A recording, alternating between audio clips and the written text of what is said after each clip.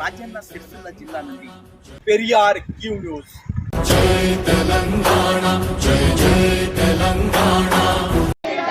Pending జీతాలు pending జీతాలు pending జీతాలు పెండింగ్ జీతాలు పెండింగ్ జీతాలు ప్రభుత్వ నిర్లక్ష్య వైఖరి ప్రభుత్వ నిర్లక్ష్య వైఖరి ప్రభుత్వ నిర్లక్ష్య వైఖరి ప్రభుత్వ నిర్లక్ష్య వైఖరి సీపర్ల పెండింగ్ బిల్లులు వెంటనే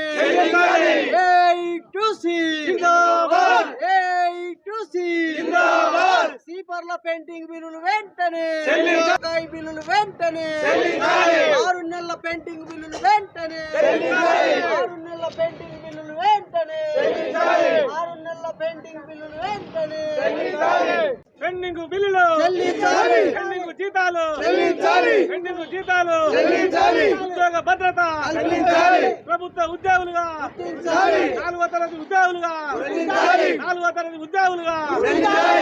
తెలంగాణ రాష్ట్రం రాజన్న సిరిసిల్ల జిల్లా మరి జిల్లాకు సంబంధించి మరి కార్మికులు అలాగే కార్మికుల ఐక్యత హక్కుల కోసం పోరాటం ప్రభుత్వ పాఠశాల sweepers and scavenger worker union AITUC అనుబంధ సంస్థ కార్మిక సిరిసిల్ల.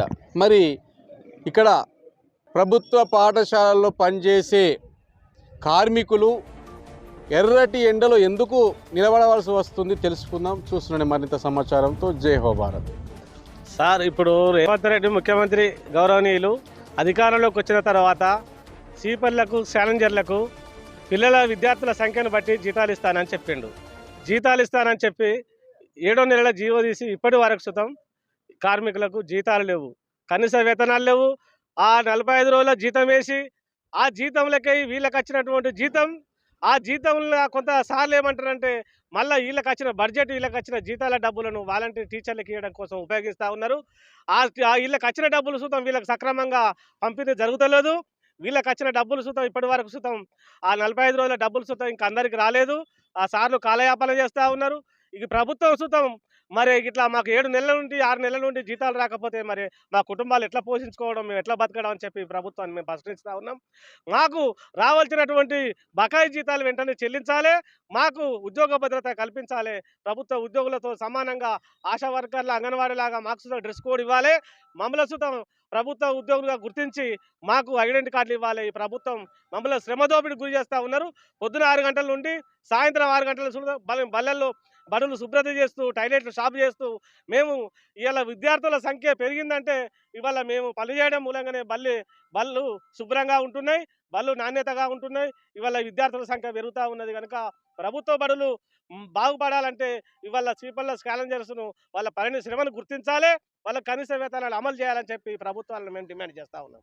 ప్రధానంగా చూసుకున్నట్టుంటే సీపర్లు, ప్రభుత్వ పాఠశాలల్లో పనిచేస్తున్నటువంటి క్యాజువల్లు ఇలా 7 నెలలుగా పనిచేసి వాళ్ళ ఒక బకాయి బిల్లులు జీతాలు రాక ఇబ్బందులు పడుతూ ఉన్నారంటే ప్రధానంగా చూస్తే 1,00,000 జీతం వచ్చే వాళ్ళకు వస్తూ ఉన్నాయి. కానీ కింది స్థాయి వాళ్ళకు, చిన్న స్థాయి వాళ్ళకు వాళ్ళ ఒక ఇచ్చే జీతాలే తక్కువ. అవి కూడా 7 నెలలుగా ఆగిపోవడం అంటే వాళ్ళు ఏం తిని ఇలా విధులలో పనిచేయాలని చెప్పేసి మేము ఈ ప్రభుత్వాన్ని అడుగుతూ ఉన్నాం. సీఎం రేవంత్ రెడ్డి గారిని కూడా అడుగుతూ ఉన్నాం. ప్రధానంగా ఇలా ఈ యొక్క ప్రజాపాలనతో అధికారంలోకి వచ్చినటువంటి కాంగ్రెస్ ప్రభుత్వాన్ని ఇలా మార్పు జరుగుతుంది, మన భవిష్యత్తు బాగుపడుతుంది, మన బతుకులు బాగుపడతాయి అని ఈ యొక్క ప్రజాపాలన కాంగ్రెస్ ప్రభుత్వాన్ని అధికారంలోకి తెచ్చుకోవడం జరిగింది. ఇలా కాంగ్రెస్ ప్రభుత్వం అధికారులను కానీ ఇలా ఈ యొక్క నాయకులను కానీ మేము అడుగుతూ ఉన్నాం. ప్రధానంగా ఈ ప్రభుత్వంలో ఇలా చిన్న స్థాయి కుటుంబాలకు చెందినటువంటి వాళ్ళు బాత్రూములు కడుక్కుంటూ ఇలా ఆ ఒక బళ్ళల్లో సీపర్ పని క్యాజువల్గా చేసుకుంటూ ఆ ఒక బళ్ళు శుభ్రంగా ఉంటేనే ఇలా పిల్లలు కానీ టీచర్లు కానీ అందులో ఉండడం జరుగుతుంది. కానీ టీచర్కు 1,50,000 జీతం వస్తుంది, కానీ వీళ్ళకు 7 నెలల జీతం వస్తుంది. కానీ వీళ్ళకు వచ్చేది తక్కువ. ఆ తక్కువ జీతం కూడా 7 నెలలుగా ఆగిపోతే ఆ కుటుంబం ఏం తినాలి, వాళ్ళ బతుకి ఏమి కావాలి, వాళ్ళు ఏం తిని బతకాలని చెప్పేసి ప్రభుత్వాన్ని అడుగుతూ ఉన్నాం. తక్షణమే వాళ్ళ ఒక జీతాలు చెల్లించి వాళ్ళకు ఈఎస్ఐ పిఎఫ్ సౌకర్యం హెల్త్ కార్డులు కూడా కల్పించాలి. ఎందుకంటే బాత్రూమ్లలో స్మెల్కు దానికి దీనికి ఆరోగ్యం పాడైపోతుంది కాబట్టి హెల్త్ కార్డులు ప్రధానంగా హెల్త్ కార్డులు ఇవ్వాలి. అదేవిధంగా వాళ్ళకు పినిసిని సౌకర్యం కూడా కల్పించాలి. వాళ్ళ ఉద్యోగ భద్రత ఇలా 4వ తరగతి ఉద్యోగులుగా గుర్తించి వాళ్ళకు ఉద్యోగ భద్రత కూడా ప్రభుత్వ ఉద్యోగులుగా గుర్తించాలి. లేని వేళలో ఈ ఒకటి పరిష్కరించని వేళలో ఏఐటీసీగా పెద్ద ఎత్తున ఆందోళన కార్యక్రమానికి కూడా భవిష్యత్ తరంలో సిద్ధమైనమని సందర్భంగా తెలియజేస్తూ ఉన్నాం.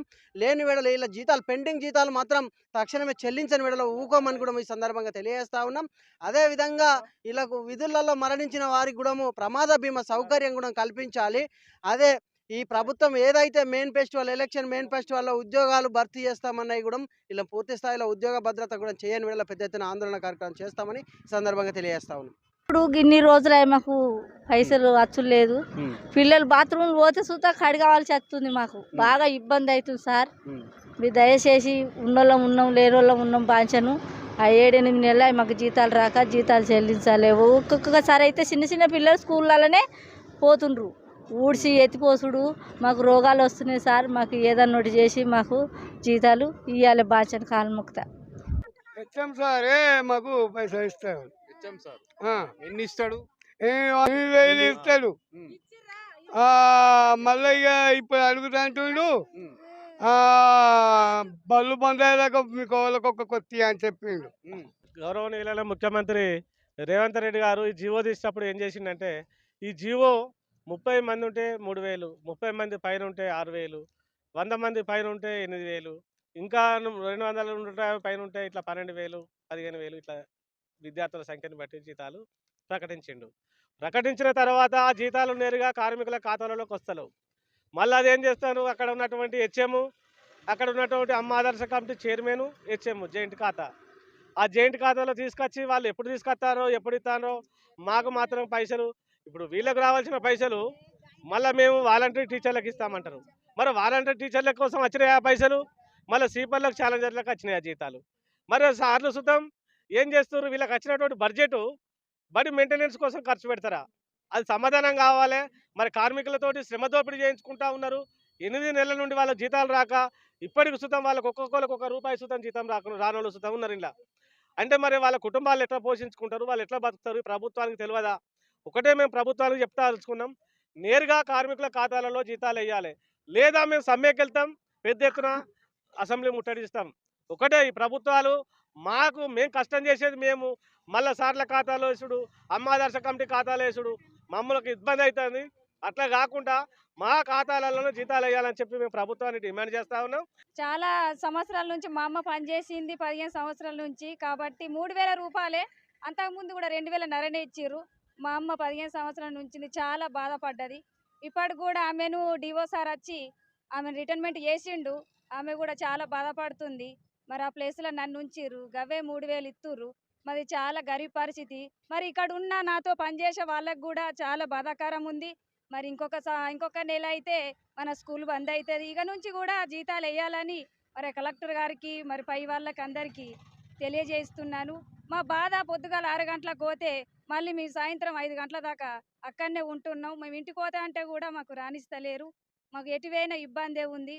మరి చెట్ల కింద చెత్త వాంతి చేసుకున్న, వాష్రూమ్కి అయినా మరి వాసన ఎత్తిపోయాలి చేయాలి. మాకు చాలా బాధాకరం ఉంది. మరి అడిగితే కూడా ఇక డబ్బులు ఇస్తాం అన్నట్టు అంటుర్రు. మాకు బాధ అంటే బాగా బాధ ఉన్నది. బయట కూడా మేము అప్పు అడగాలంటే మీరే వర్క్ ఎత్తురు, మేము ఎలా అప్పు ఇవ్వాలంటుర్రు. మాకు ఈ బాధ ఏంది, సమస్య ఏంది? సంవత్సరం అవుతుంది, ఇంకా కూడా మా బాధ అనేది గుర్తిస్తలేరు.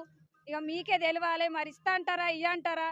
దయచేసి ఇక మాకు ఇలాంటి పరిస్థితి తేవద్దని కోరుకుంటున్నాను. Thank you. సమాన